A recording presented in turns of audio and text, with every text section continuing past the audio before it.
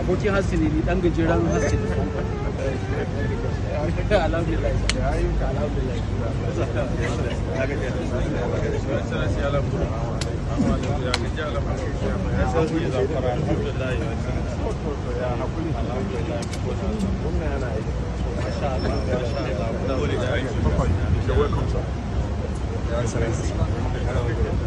I'm good because we are taking this way.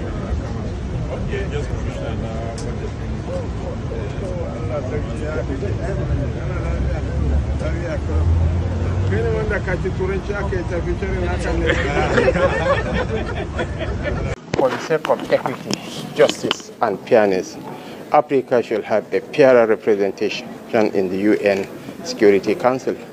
Naturally, when you talk of Africa, Nigeria is Africa and Africa is Nigeria. I mentioned earlier on that 1 out of every 4 black men is a Nigerian. And by 2050, 1 out of every 3 black men will be a Nigerian. And by the end of the century, 1 out of every 2 black men will be a... So it's almost our natural right, our birthright. We deserve to be there. Not that we are begging to be there. We ought to be there. We deserve to be there.